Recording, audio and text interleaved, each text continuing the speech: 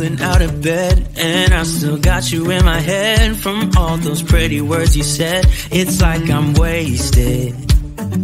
Every time I see your face, I'm losing track of time and space. I don't know where I am. It's like I'm wasted, and I won't waste it. And I promise that I will stand by you forever. I can't get you out of my mind. I will follow you wherever,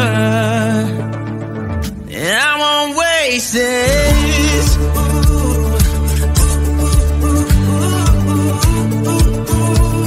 I'll follow you, yeah.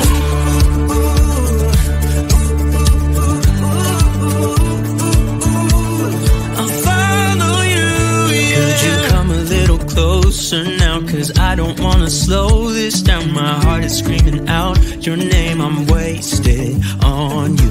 Here we are, right underneath the stars. So let's get a little reckless.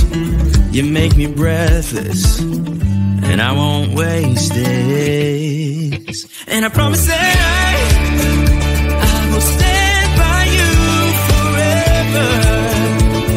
I can't get you out of my mind.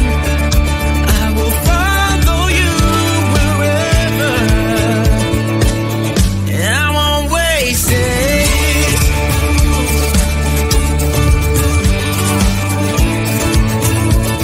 I'll follow you, yeah.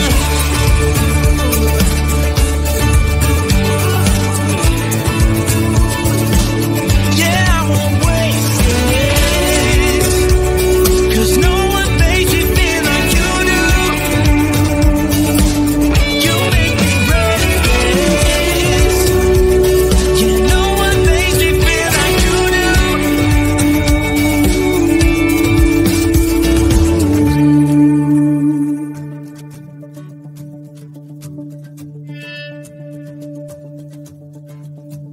I promise that I will stand by you forever, and I won't waste it.